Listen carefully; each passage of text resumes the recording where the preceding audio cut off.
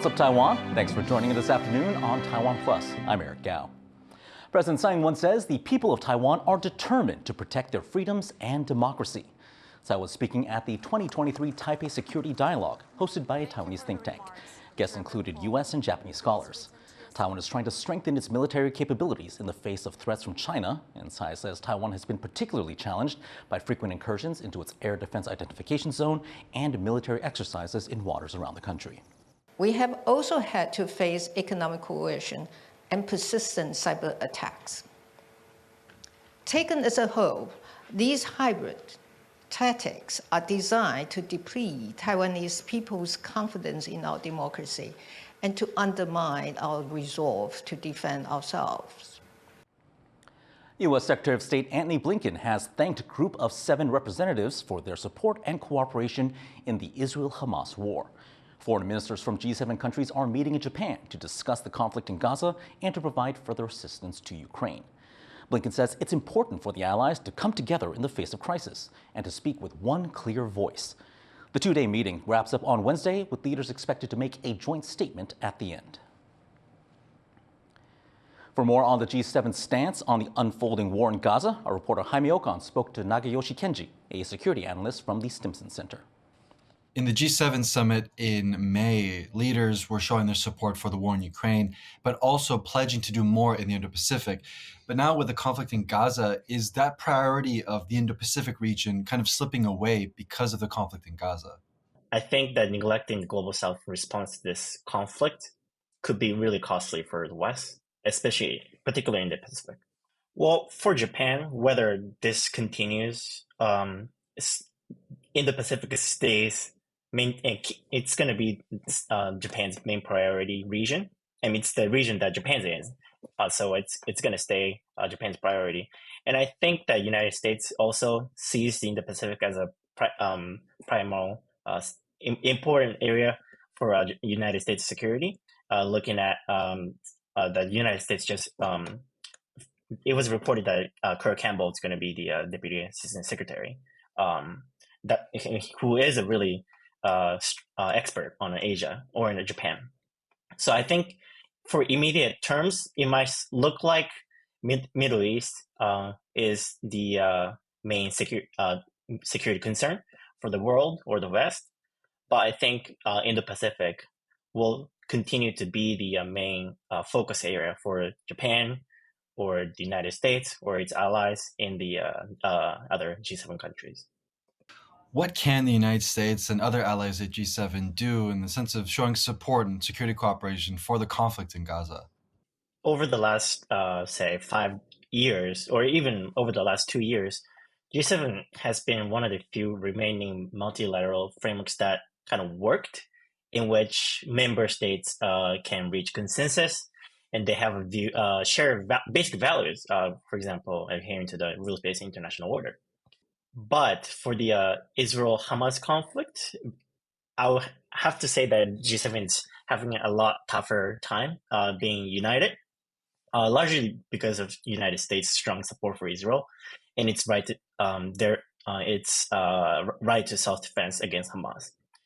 But when the global South, especially in the Indo-Pacific, sees the hypocrisy of the West reiterating the importance of adherence to the rules-based international order and the free and open Indo-Pacific, while also downplaying or even neglecting Israel's negligence to follow international law, it will create a deeper divide between the West and the global South, and it opens up a space for China to exert and expand their influence among global South countries.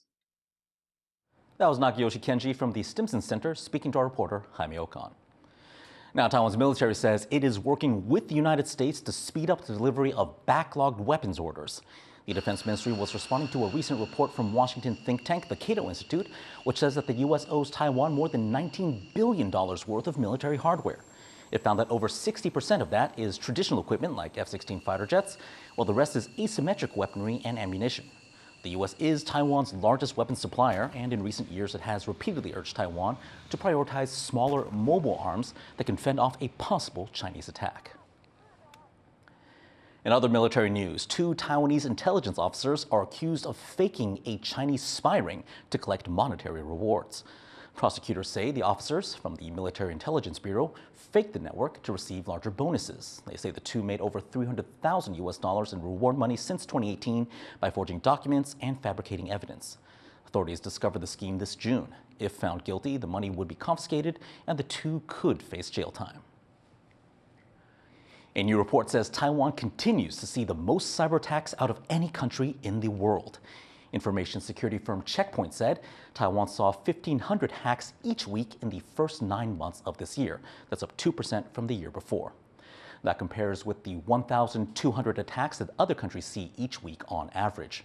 Local analysts say Taiwan is targeted more because it has a lot of smaller companies and because of geopolitical reasons. Checkpoint says businesses need to boost cybersecurity as attacks using AI and deepfakes become ever more sophisticated. Taiwan's stubbornly low birth rate is back in the spotlight on the 2024 campaign trail. With just over 2 months until the election, 3 of the 4 candidates now have platforms on this issue. But as John Van Trieste reports, this critical problem may not be at the top of voters' minds. There's an existential crisis facing Taiwan, and it isn't the Chinese military. Taiwan's on course to overtake South Korea as the country with the world's lowest birth rate. The way things are going, the population could halve by 2070. Taiwan's presidential hopefuls say they can bring the country back from this cliff edge. The latest to speak on the birth rate is the Taiwan People's Party's Ko Wen-je. In his view, the big solution is cultural, reversing a trend of not getting married. But he backs short-term fixes too. Immigration, legalizing surrogacy, and now financial help for parents.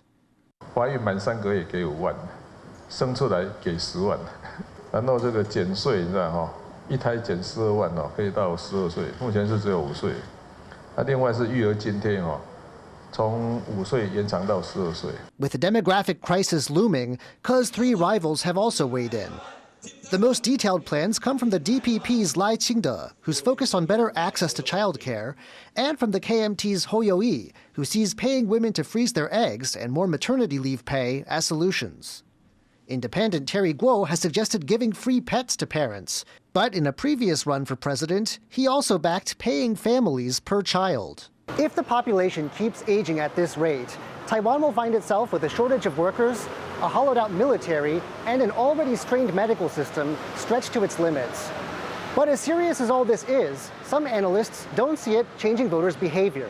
I think party line and loyalties is what will take precedent because this is a long-term issue that Taiwan faces structurally. And so it's not something that either party can change overnight immediately. It's more these long-term issues regarding independence versus unification, let's say. Whatever the outcome of the vote, the chance to stop a population crunch is slipping away. And the winning candidate's decisions on the issue will decide how well Taiwan is able to keep going into the coming decades. Luffy Lee and John Van Trieste for TaiwanPlus. Taiwan has recorded its first ever death from Mpox. The Centers for Disease Control says this case was a Taiwanese man in his 30s who contracted the disease in August. He did have a pre-existing condition that compromised his immune system. His condition worsened in October and he died Wednesday last week. Taiwan has recorded 351 cases this year of Mpox, which was formerly known as monkeypox. South Korea has set up a response team to contain a spate of bedbug infestations. At least 17 outbreaks have been reported in Seoul, Busan, and Incheon, prompting authorities to invest some $380,000 to tackle the problem. The outbreaks have caused public concern, with some South Koreans avoiding cinemas and public transportation just to steer clear of these blood-sucking insects. Outbreaks were also recently recorded in France and in the UK. Inflation here in Taiwan has hit a 9-month high. The consumer price index rose to just over 3% in October. That's up from about 2.9% the month before. It was the biggest jump in the CPI since February of this year. Taiwan Statistics Agency says the rise was driven mainly by a spike in food prices after summer typhoons destroyed millions of dollars worth of crops. Now, speaking of typhoons, an increase in off-season super typhoons has been linked to solar activity and climate change. Reporter Reese Ayers has this story. Strong winds and torrential downpours are common in the summer here in Asia, but severe winter typhoons are much rarer. They do happen, however, and sometimes with disastrous effects. This week commemorates 10 years since Super Typhoon Haiyan killed over 6,000 people in the Philippines, one of the strongest storms to ever make landfall, particularly surprising as it struck in November. A recent study suggests that solar activity could be making winter storms bigger. 我们地球所有能量几乎都是来自太阳，那这个黑黑的如果越多的时候，代表它当时给地球的能量就会比较高。那这个有个周期，就是11年。The study looked at 402 off-season super typhoons recorded over about 70 years and found a strong relationship between solar activity and winter storms. But sunspots aren't the only things making typhoons more intense. By the definition, we can say right now is El Nino. It will be happen, and it will continue to next May to next June or next early summer.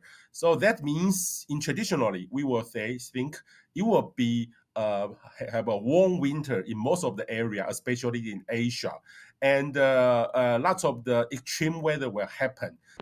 Increases in global sea temperatures also help storms grow to unprecedented sizes, a direct result of human activity resulting in climate change.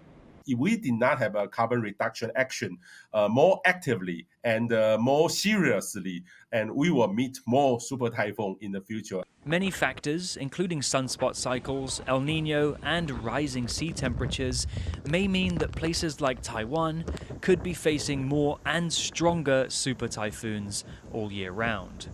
James Lin and Rees for TaiwanPlus. An experimental farm in Taiwan's southern Yunlin County is using aquaponics to grow vegetables. And by opening its doors to the public, they hope to help tackle a growing problem here. Bryn Thomas has this story. Creating a virtuous circle. These fish and the plants they're being fed are part of an aquaponics farming project in Baozhong Township in southern Taiwan.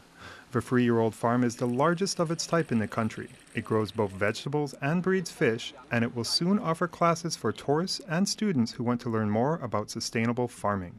太水、肥水游起来后，这个做菜食，然后再清气水搁回归鱼池啊，所以这个循环的一个作业哈，变就一个比较较这个做新的循环哈。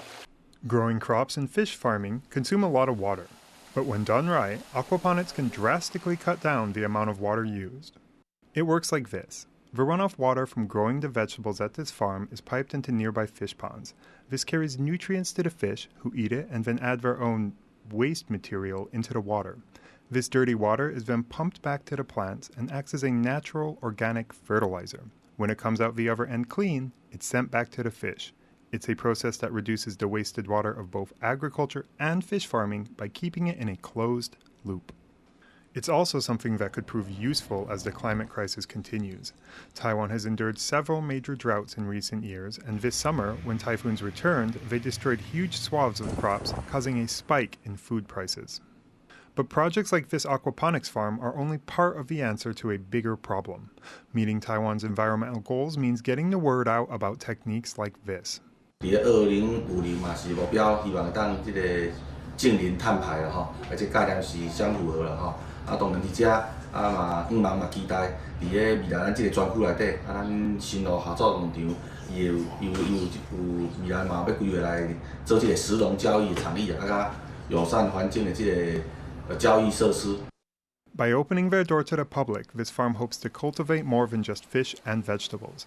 They're hoping to plant a seed for future generations and show the role sustainable farming can play in producing the country's food. Patrick Chen and Bryn Thomas for TaiwanPlus. Thanks again for joining us here on What's Up Taiwan. You can find more of our reports online through our app or website. Finally, relax and chill with these capybaras at a farm in the northeastern county of Yunlin. I'm Eric Gao, and we'll see you later.